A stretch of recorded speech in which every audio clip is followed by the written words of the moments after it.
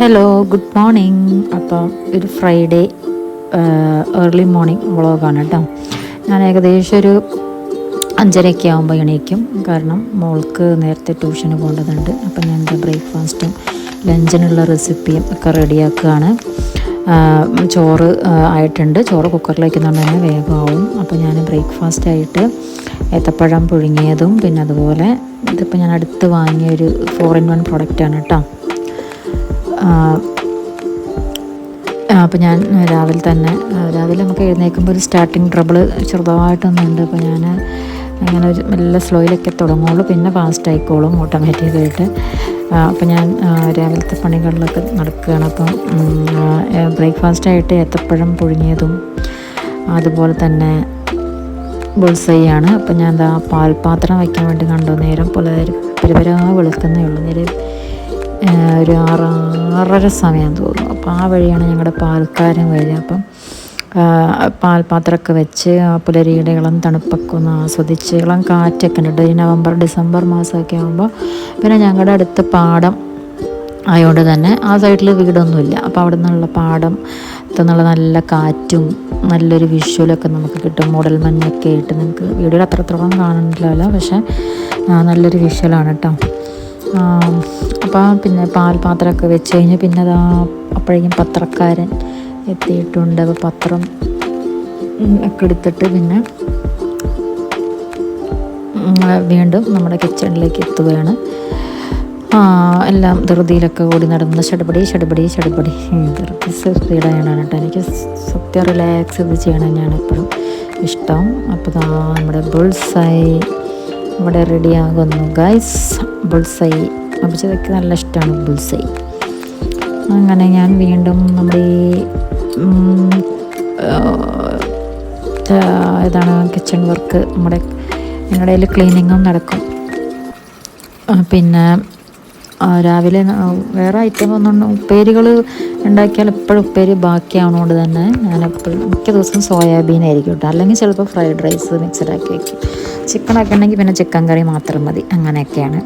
അപ്പോൾ നമ്മുടെ English breakfast ഇവിടെ റെഡിയായി. കഴിക്കാനും എളുപ്പം, നമ്മുടെ പോഷകങ്ങളും നമുക്ക് കിട്ടിക്കോളും. അതുകൊണ്ട് നമുക്ക് പണികളും ലാഭം, അങ്ങനെ കുറേ ഗുണങ്ങളുണ്ട്.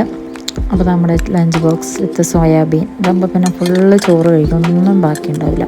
അതുകൊണ്ട് ഞാൻ പച്ചക്കറികൾ ഉപ്പേരികളൊക്കെ കുറവാണ്, കാരണം അതൊക്കെ തിരിച്ചു കൊണ്ടുവരും. പിന്നെ അങ്ങനെ ഞാൻ കുറച്ച് നേരം വെയിറ്റ് ചെയ്ത് ഇങ്ങനെ റിലാക്സ് ചെയ്തിരിക്കുകയാണ്. ചിലപ്പോൾ ഇങ്ങനെ എന്തൊക്കെ ഇങ്ങനെ എന്തെങ്കിലുമൊക്കെ ആലോചിച്ചുകൊണ്ടിരിക്കും കേട്ടോ. എൻ്റെ ഒരു ഹോബി അതാണ്, ഇങ്ങനെ ആലോചിക്കുക. എന്താണെന്ന് വെച്ചാൽ എനിക്കറിയില്ല.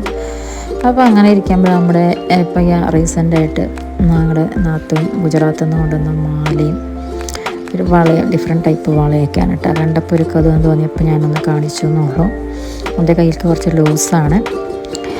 പിന്നെ അങ്ങനെ അപ്പം നേരം പരപരാ വെളുത്തു ഗൈസ്. അപ്പം ഞങ്ങളുടെ വീട് തന്നെ ഒരു വളവിലെ വീട് എന്നൊക്കെ ഒരു സിനിമ പേരില്ലേ, അതുപോലെ വളവിലെ ഒരു വീടാണ് കേട്ടോ ഞങ്ങളുടെ വീട്. ആ വഴിയും കാണാം, നമുക്ക് ഈ വഴിയും കാണാം. ഇവിടെ നിന്ന് വരുന്നവരെയും കാണാം, അവിടെ നിന്ന് വരുന്നവരെയും കാണാം. അതാണ് വളവിലെ വീടിൻ്റെ ഒരു ഗുണം എന്ന് പറയുന്നത്.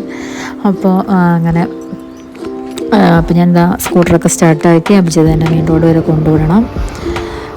ഒരു 6:55 ഒക്കെ ആകുമ്പോൾ ഇറങ്ങും കേട്ടോ. 7 മണിക്കാണ് 6:58 ബസ്. അപ്പോൾ ഒന്നെങ്കിൽ 6:50 6:55 ആകുമ്പോൾ ഇറങ്ങാറാണ് പതിവ്. അപ്പോൾ കുറേ വളവുണ്ടായതുകൊണ്ട് തന്നെ ഒരു 3-4 ടേൺ കണ്ടിട്ട് ഈ വഴി മെയിൻ റോഡിലേക്കുള്ള വഴി. അപ്പം ഇടയ്ക്കൊക്കെ അവൾ നടന്നു പോവും. അപ്പോൾ ഇന്നിപ്പം കുറേ നാളെ ഞാൻ കൊണ്ടാക്കിയിട്ട് ഇന്ന് നടന്നു പോവുമായിരുന്നു. അപ്പോൾ ഞാനൊന്ന് കൊണ്ടാക്കാമെന്ന് വിചാരിച്ചു. അപ്പോൾ അങ്ങനെ പോവുകയാണ്.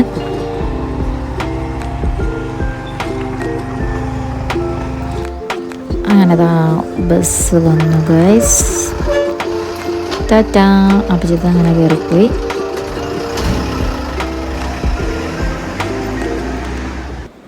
പിന്നെ ഞാൻ നമ്മുടെ കിച്ചണിലേക്ക് വന്നു. പിന്നെ നമ്മുടെ ബാക്കി പരിപാടികളൊക്കെ ഒന്ന് തീർക്കുകയാണ്. എന്തൊക്കെയൊക്കെയോ ചെയ്യുന്നുണ്ട് കേട്ടോ. ക്ലീനിങ് ഉണ്ടാകും, കുറേ പാത്രങ്ങൾ ക്ലീൻ ചെയ്യാനൊക്കെ ഉണ്ടായിരുന്നു.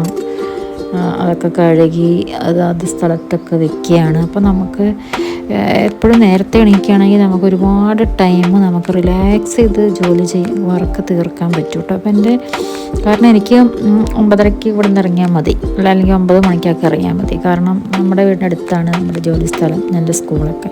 അപ്പോൾ അതുകൊണ്ട് തന്നെ എനിക്ക് ഇഷ്ടംപോലെ റിലാക്സ് ചെയ്ത് ചെയ്യാനുള്ള സമയം നമുക്ക് കിട്ടുന്നുണ്ട് കേട്ടോ.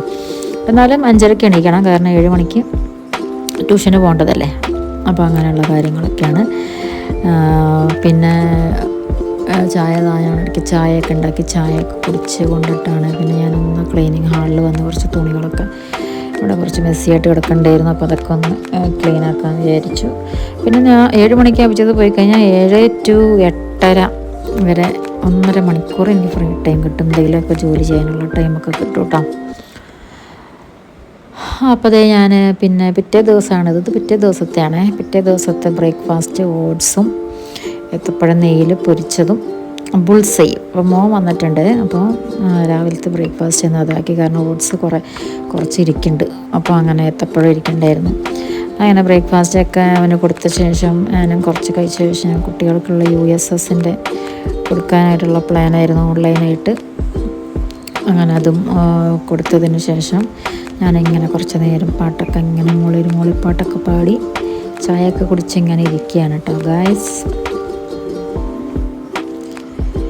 അപ്പം അവിടെ കണ്ടത് ഞാൻ പിയേഴ്സ് സോപ്പ് അഭിജിത്ത് ഈ 2 സോപ്പ് മാത്രമേ ഉപയോഗിക്കൂ, പിയേഴ്സും പിന്നെ ചന്ദ്രികയും. അത് എൻ്റെ അച്ഛമ്മയായിട്ടുള്ളൊരു ശീലമാണ് കേട്ടോ. അപ്പോൾ ഈ പിയേഴ്സും ചന്ദ്രികയും മാത്രം നല്ല സോപ്പാകുകൊണ്ട് അത് മാത്രമേ ഉപയോഗിക്കുള്ളൂ. അങ്ങനെ ഒരു 10 മണിയൊക്കെ ആയപ്പോൾ നമ്മുടെ മീൻകാരൻ വന്നു. 1 കിലോ മത്തി, കുഞ്ഞമത്തിയാണ് ഗായ്സ്. ഇനി അത് ഫുള്ള് വെട്ടി ക്ലീൻ ആക്കണം. അങ്ങനെ ഞാൻ ചടപടേന്ന് അതും ക്ലീനാക്കി കൊണ്ട് വന്നിട്ടുണ്ട്. ഇനി ഇത് വെച്ചിട്ട് എന്ത് ചെയ്യും എന്നാലോചിച്ചിരിക്കുകയാണ്. അപ്പോൾ ഞാൻ കുറച്ച് മീൻ കറി ആക്കാമെന്ന് വിചാരിച്ചു. കുറച്ച് ഇഞ്ചി, വെളുത്തുള്ളി, ചുവന്നുള്ളിയൊക്കെ ചതച്ച് വെച്ചു. ഉലവയിട്ട് പൊട്ടിച്ച ശേഷം ഈ ചതച്ച ഇഞ്ചി, വെളുത്തുള്ളി, ചുവന്നുള്ളി ചതച്ച് വെച്ചത് എണ്ണയിലേക്ക് ഇടുകയാണ്. പെട്ടെന്നൊരു മീൻ കറി കേട്ടോ, എല്ലാ കറികളൊക്കെ തന്നെ. അതിന് ശേഷം നമ്മൾ ഉപ്പിട്ട ശേഷം നമ്മൾ നല്ലോണം ഇളക്കി കൊണ്ടിട്ട് ഇത് ഞാൻ ആമസോണിൽ നിന്ന് വാങ്ങിയ പാത്രമാണ് കേട്ടോ. അത് പല കളറുള്ള പാത്രം. മുളക് പൊടി,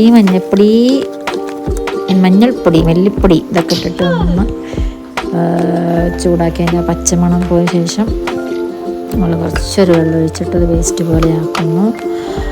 അത് കഴിഞ്ഞിട്ട് അതിൽ കുറച്ചധികം വെള്ളം ഒഴിച്ച് തിളയ്ക്കുമ്പോഴാണ് തക്കാളിയും പച്ചമുളകും കൂടെ വെള്ളം തിളയ്ക്കുമ്പോൾ അങ്ങനെ അതൊക്കെ തിളച്ച് കഴിഞ്ഞ് നമ്മൾ മത്തിയിട്ടിട്ട് പിന്നെ നമ്മൾ മൂടി വെച്ചിട്ട് വേവിക്കുകയാണ് കേട്ടോ.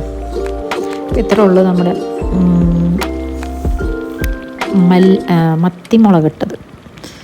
മത്തിമുളകിട്ടതെന്നാണ് ഇതിന് പറയുക. നല്ല ടേസ്റ്റാണ്, എനിക്ക് ഇഷ്ടമാണ്. എനിക്ക് മത്തിക്കറി ഭയങ്കര ഇഷ്ടമാണ്. കപ്പയും കൂടെ ഉണ്ടെങ്കിൽ സൂപ്പർ. പക്ഷെ കപ്പ കിട്ടിയില്ല. അങ്ങനെ അടച്ച് വെച്ചു. ഓക്കെ, ഞാൻ അവിടെ ഇരുന്ന് നല്ല വണ്ണമായിക്കോട്ടെ. തീക്ക് ഞാൻ കുറച്ച് വെച്ചിട്ടുണ്ട് കേട്ടോ.